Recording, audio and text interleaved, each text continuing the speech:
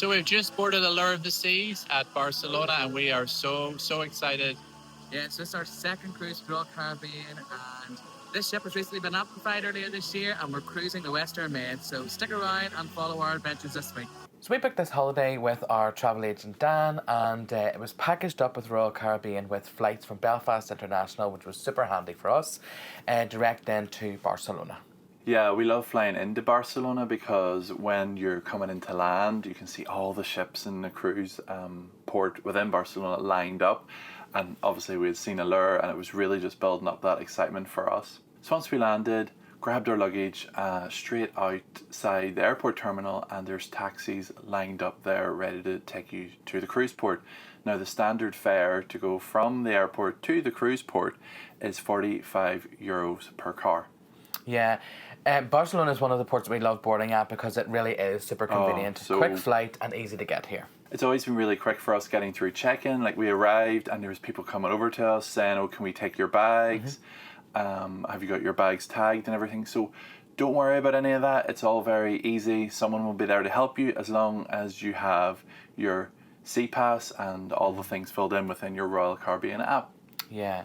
So literally, whenever we got to the check-in desk, because we already had the sea pass on our phones, there was only really one of the party needed a security photo taken, and then it was straight on board the ship. I know, to my favourite sign, to the ship. Now, whenever we entered into Allure of the Seas, you come into the Royal Promenade. And the Royal Promenade is in the sort of middle of the ship, quite in sort of like the centre, and it is really an area from what we remember before on Anthem of the Seas of hustle and bustle. Yeah. But it's really great whenever you walk in and you'll sort of see there's lots of shops, there's bars, there's Sorrento's and Cafe Promenade. There's a lot just going on. Yeah. And obviously whenever we had come on board and the music was going and the staff were there welcoming us on board, it just sort of adds to that hype of, this is the first day of your holiday and, you know, you're going to have a great time. So as it was such a nice day in Barcelona, we decided to go up and out to the outer decks where they have the whirlpools and the main pools, and just have a drink at Lime and Coconut, which is one of the 4 bars that are up on the outer decks. So we actually went for the namesake cocktail, lime and coconut, and it's served in these really cool little buckets, and I really enjoyed them. I think I had about 2 or 3 actually. You said if you drank too much, it would probably be a wee bit sickly. See, but I would drink my drinks quicker, and I also was probably thirsty because obviously we've been on a plane, so I found it a little bit sickening, but it's probably because I drank it too quick. Yeah, I think you did. I could drink them all day. So as it was such a nice day up here, I really liked the look of one of the whirlpools, which was literally like 20 metres away from us. So I donned my swimming shorts and went into the whirlpool, and I had it for myself for about 20 minutes, and this was really nice. And actually they had this little shade over it as well, so if you don't like the sun like really hot on you, it was nice to have that little bit of shade as well, so it was good.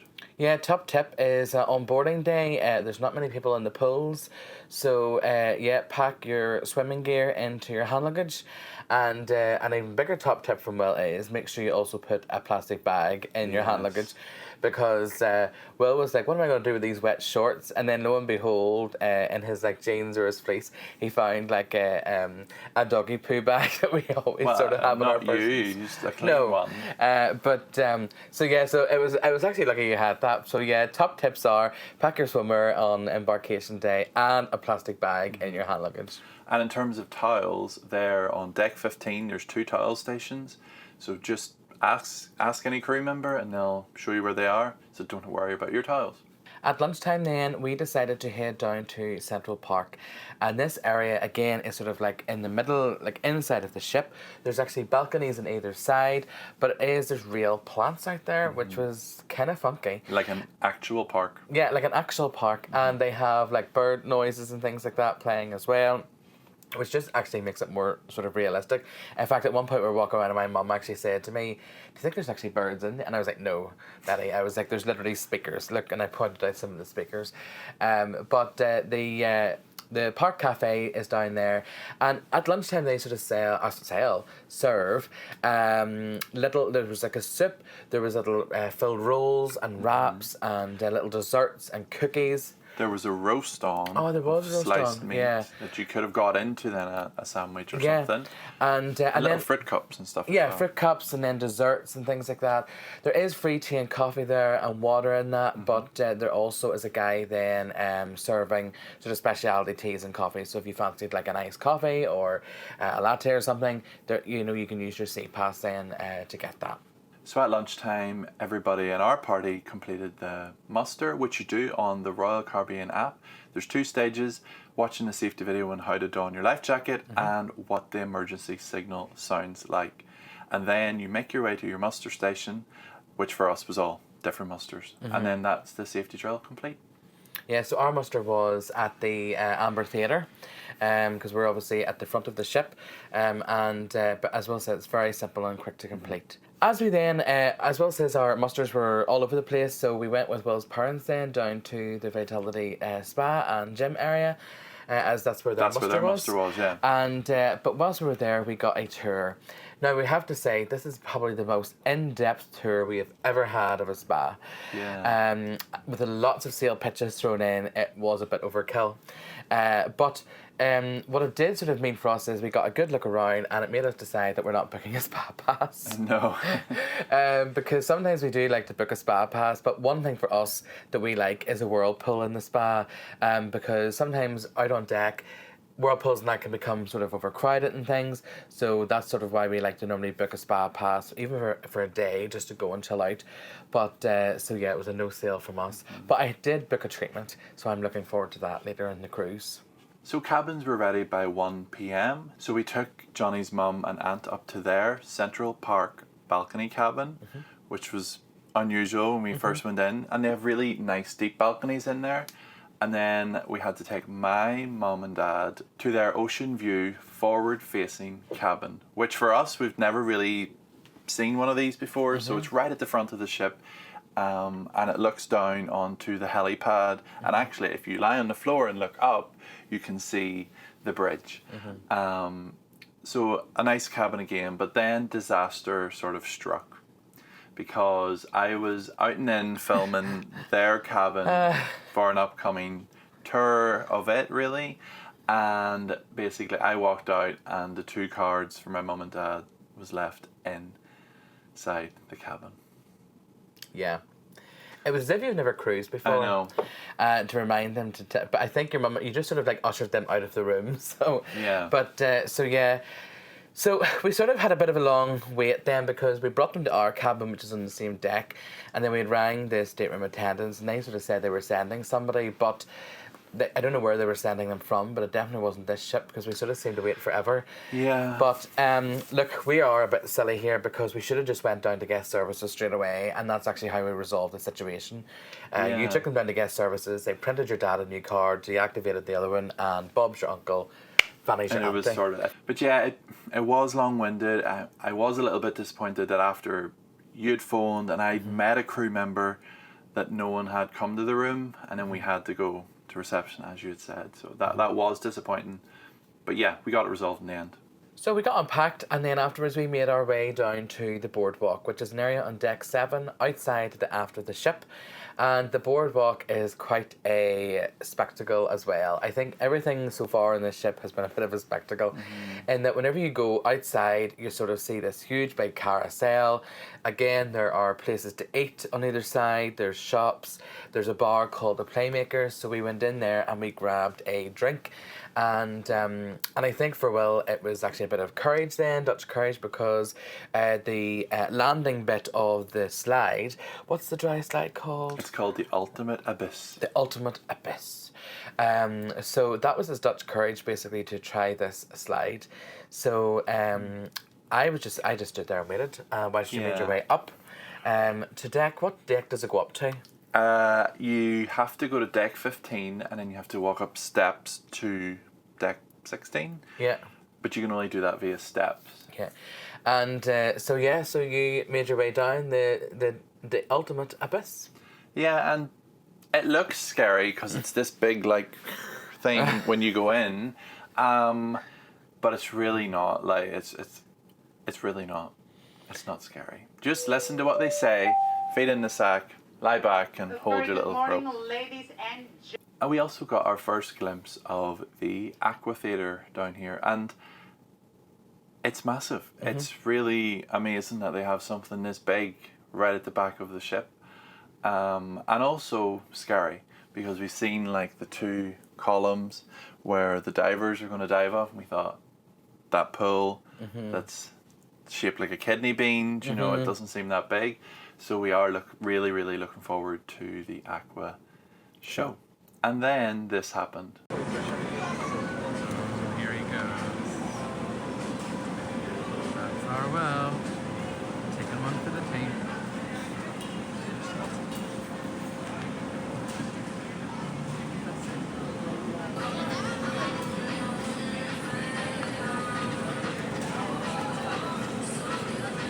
So this whole experience was really good. The crew members that helped me to don everything felt really safe. It was all chatted through. To be honest, it happened that quickly. I wasn't even really aware that I was on the line when I was on it, because he said to me, "You're going to do a few little quick steps and then a jump onto that, whatever color that rectangle of the Landing pad. Yeah, the landing pad was," and that's what I was focused on. I honestly can't even remember like that I was above Central Park or no, the boardwalk. Sorry. Yeah, it was just really quick, and it was fun. You should definitely try it. Just do it. And it's actually free as well. Yeah. So like the slide and the zip line are both free activities to try. So after this, right beside where I got off the zip line was the Mason Jar, and this is like one of the bars, and it's a specialty restaurant up at the back of deck 15. So we went in there for a couple of cocktails. I had the PB&J, which I'm not a whiskey lover, so I sort of didn't know what to make of it. It was quite strong, but it came with this like really cute PB&J sandwich on a little skewer. It was like the tiniest thing ever. And I had the drink that was called the apple pie, and it came with an apple pie. But I liked it. So for dinner tonight, we decided that we would make our way to Deck 5, to the Silk restaurant. And for us then, because we are at the front of the ship, we come down in the lift and then walk through the Royal Promenade. And on our way through, we could see that there was like thousands of balloons in these nets above the Royal Promenade in preparation for the balloon drop, which was happening then at midnight.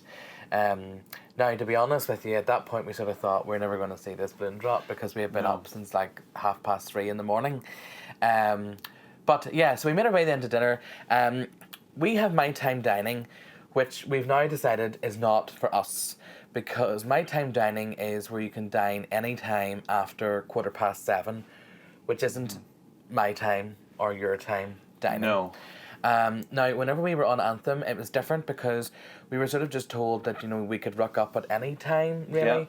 So on this ship, no, the story was that if we turned up 15 minutes after the first dining time, Which the first dining time was 5:30. Yeah, so we arrived at 5:45. Anybody that wasn't seated, that was supposed to be there for the 5:30 seating, we would then get their tables. They would forfeit the table. So we did that on the first on our first evening, basically with as a party of 6, and we were lucky then to get seated. Now, because then at that point we just sort of thought, like, this isn't going to suit us, especially because you know, we wanted sort of like a set sort of time or a rough time that we could go to every night, just because Will's mum is celiac, so we needed to make sure that they had a special diet and everything sorted for her. So we spoke to the head waiter and had asked if there was a way that we could just be allocated a dining time of 5:30, and then we just sort of thought, look, if we don't want to go, at least everybody else is seated and they can be fed and watered, and your mum's dietary needs can be met quite easily. So that was our plan, and they were very accommodating and sorting that for us. So yeah, we have to sort of say we were impressed with that. For my dinner options, I started with the Caesar salad. I then moved on to the southern fried chicken, and this came with sweet corn, mash, and a honey sauce. And then I had the Boston cream pie. Service for us all was really quick, and I really enjoyed my food. What did you have, Johnny? So I had the Caesar salad, then I had a steak, which was cooked to my perfection, and then for dessert I had, what did I have for dessert? Oh yes, I had the Royal Cheesecake. Yeah, I had the Royal Cheesecake, and yeah, it was really nice. I really enjoyed it. No complaints from me. So after dinner, we made our way to the Amber Theatre. So we made our way across the Royal Promenade to down to deck 4, but it's also on deck 5 for a balcony level as well. So tonight's show was called Blue Planet, and it was all about this girl called Nadia and how she loves planet Earth, and she was wanting to share her passion with us as an audience, and it took into like the different elements such as like the ocean, the mountaintops, Fire, the sun, and Mother Earth and things like that, and so it was really enjoyable. The singers and dancers did a fantastic job, so definitely it's one to check out when some you're really on board. good vocalists there as well. Here's a look at the show.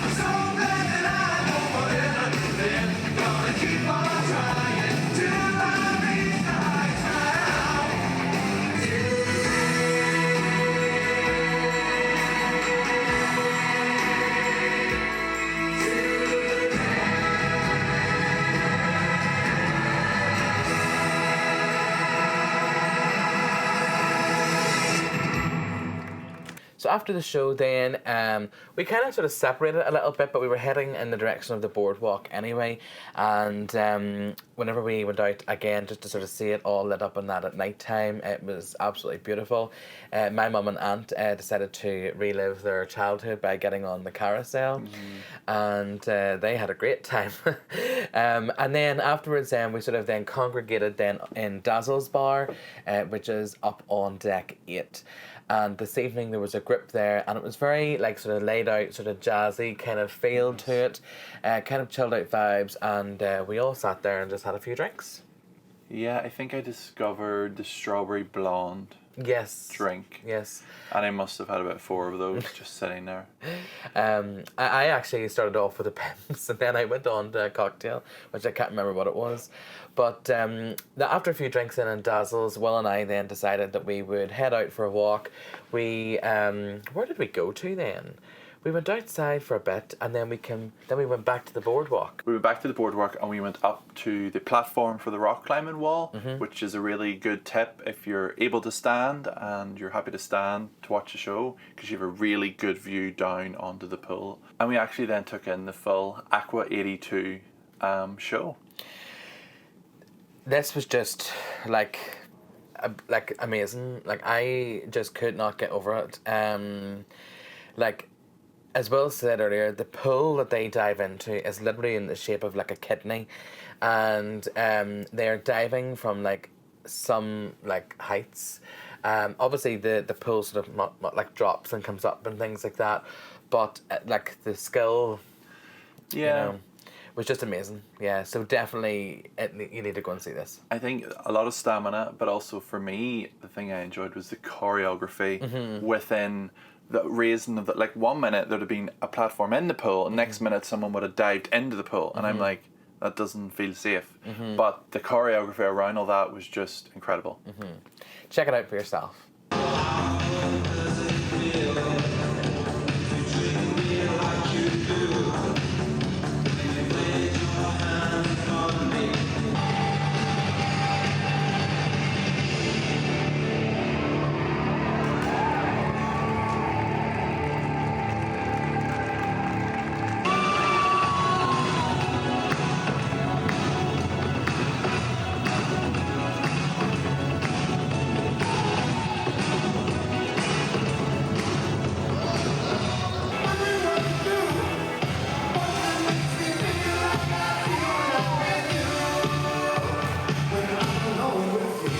After the Aqua show, we made our way to the Schooner Bar to try and get a view onto the Royal Promenade. At this time, it was coming up on midnight, so we wanted to get a good view to see that balloon drop. And it was packed out there, so it was. But everybody was in good spirits. We ordered some drinks, and then this happened at midnight. Here we go! 10!